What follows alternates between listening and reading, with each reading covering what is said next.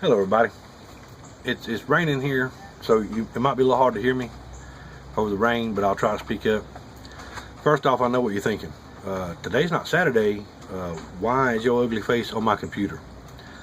I got some things I need to get off my chest, and I could not wait till Saturday. Plus, I didn't want to mess up the order of the videos we got coming the next 2 weeks anyway. So here we go. And I'm not going to talk about this a lot. I'm just going to mention it.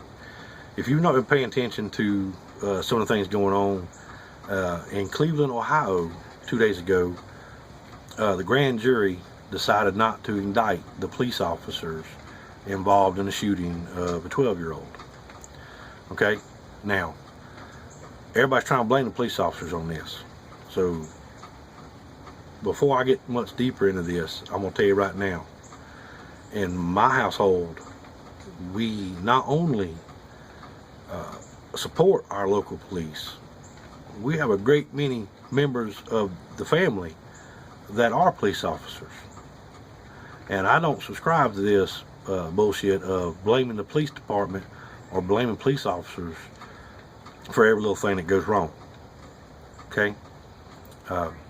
If you're one of these people that want to blame the police officers, or you're convinced that all police officers are criminals, or you're teaching your kids that police officers are only out to kill them, you're fucking wrong, and you need to stop watching this video right now. Stop following my channel, unfriend me on Facebook, and stop following me on Facebook. Don't send me any nasty messages about it. Don't leave me any nasty comments about it. Just stop. I said, we respect police in my house, okay? And what happened in Cleveland, Ohio was a horrible, tragic thing. And if that young man had just listened to those police officers, he would not have been killed. Plain and simple, okay? I'm not going to go into any details about it. You can Google it. The young man's name was Tamir Rice. That's T-A-M-I-R. Okay? Rice. Tamir Rice. You can Google it. You make your own damn decisions. As far as I'm concerned, those police officers got to live the rest of their life knowing that they shot and killed a 12-year-old child. But they didn't have a choice. And if you've never been in that situation, you don't know what kind of choices they had to make. And they made the only choice they thought they had to keep themselves safe. Okay? And that's all I'm going to say about that. I will tell you this. In my family, we've got a long line of distinguished police officers. Spent their whole career in the police department. Spent some time in the police department. Retired, etc. I got a great many friends, some of you watching this video, that retired police officers or still are police officers. And you know that I have nothing but the utmost respect for everything you do on a day-to-day basis, and I understand that it's a hard job. So that's what I'm going to talk to you about today. Okay? If you're not teaching your kids to respect police officers, to listen and obey what a police officer has to say, you're part of the problem. Okay? Plain and simple. If a child is not raised to show respect for a police officer, and they're not raised to know how to respond to the request of a police officer, bad things are going to happen. And you cannot blame the police. You blame your damn self. Okay? Period. If you're one of these people, I said, just stop watching this video and go the hell away. I'm tired of listening to this shit every day on the news. Police officers are not here to kill you. They're not here to kill me. They're not here to hurt you. They're not here to belittle you. Police officers have a very tough job upholding the laws with enough assholes who don't show them the respect they deserve without you teaching your kids not to listen and respect them. Okay? Now, if I was in a situation, I'm at a mall, or I'm at the grocery store, I'm at a gas station, and some guy takes a damn gun out of his pants, starts waving around, I'm going to shoot him in the face. Period. No, period. Okay? If you're going to go out into society with a weapon and you start acting a fool, somebody's going to shoot you. Period. It might be me. It might be a police officer. If you're going to go out in society with a weapon, you need to know how to handle yourself with that weapon. And you need to know not to be a stupid asshole with it. Okay? And if you don't know the rules, look it up. Go find out.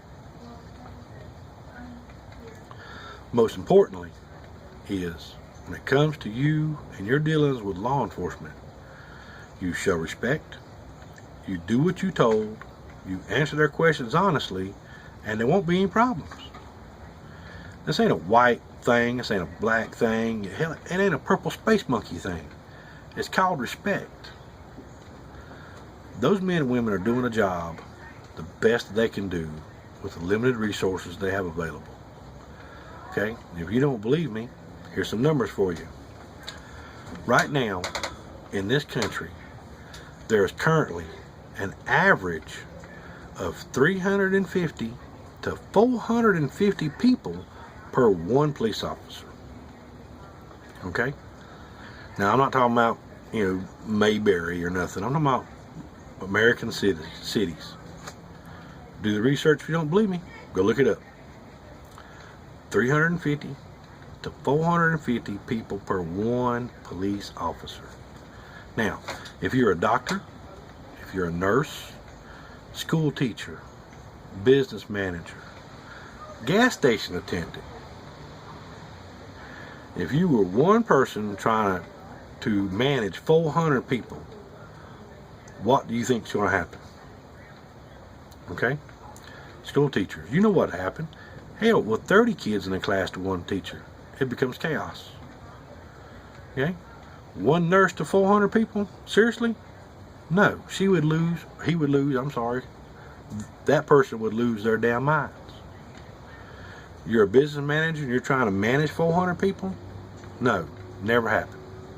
Yet we expect a person to put on a uniform and a badge and to be able to handle 400 people at a time without any incidents. Okay? The only way that's going to happen is if you show respect to that person in that uniform with that badge. Period.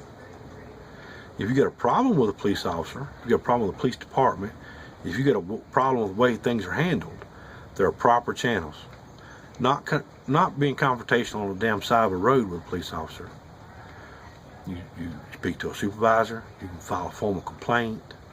You can call a state police, the internal affairs. There's a great many options available if you've got a problem with a police officer. But there again, that all starts with respect. Any of you ever been pulled over in your life? Just a simple traffic violation. What's that police officer say to you? Okay? He calls you sir. He calls you ma'am. Sir, do you know why I pulled you over today? Sir, I need to see your driver's license registration. He's always polite with you until you give him a reason not to be polite. How many of you on your day-to-day life are polite to everybody you do business with? Everybody you work with? That woman, that police officer is polite to everybody he has to do business with on a day-to-day basis. Okay? Now stop thinking about that for a minute. That right there should warrant a lot of respect from a lot of people. Okay? He ain't walking up to your car, kicking in the window, dragging you out, kicking and screaming. No. That police officer walked up to you and said, sir or ma'am, do you know why I pulled you over today? I need to see your driver's license and registration. Right? They're always polite to you. You need to be polite to them. When that officer tells you, sir, I need you to step out of the car, you step out of the car. You don't put your hands in your pockets. Don't act shifty. Don't act shady. You get out of the car and you do what that man, that woman, that police officer, they tell you to do. that simple. Okay? These are all simple things. Now, what happens when you don't obey a police officer? Well, you're going to get in trouble, aren't you? Right? Resisting arrest. It may even escalate from there. If that police officer has reason to fear for their life, they're going to defend their life. Don't give them a reason to be in fear of their life. Okay? Don't go reaching for a gun. Don't go jabbing your hands in your pockets. Don't take off running through the woods. If you've got a weapon on you, you need to be forthcoming about it. That officer, I have a concealed carry permit, and I do have a weapon on me. He's going to want to see your permit. He's going to want to see your ID. And he's probably going to want to take the weapon away from you while he's doing his business. Why is that? He don't know you. He don't know you ain't going to shoot him. You don't give a police officer any lip about it. You show him your concealed carry permit. You show him your ID, and you give him the damn weapon. See? Easy. If you decide that you're going to go open carry, I know what you're thinking. Well, Uncle Steve, what the hell's open carry? Okay. A lot of states have an open carry law. And what that means is you don't need a concealed carry permit. If you're not a felon, you legally own a weapon, and you are a legal resident of that state, you put a holster on, you put your weapon in the holster, and you go to the grocery store. Right? Pretty simple. There are some local ordinances, there are some local laws against that sort of thing. Even the state has an open carry law. And you need to look those up before you go doing it. And even then, if a police officer stops you, you be polite, you be respectful, you relinquish the weapon if he asks for it, and you answer his questions. When it's all said and done, it's all said and done. If you're not doing anything illegal, you got nothing to be scared of. Respect your police officers. Period. Teach your kids to respect police officers. Period.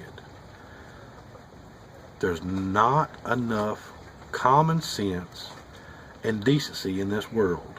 Don't be part of the problem. Okay? You don't want to be on the news? Don't be doing illegal shit. You don't want to go to a funeral? Tell your friends and your family don't do illegal shit. It's that simple. That's all I got to say for today. Uncle Steve loves you and wants you to be safe.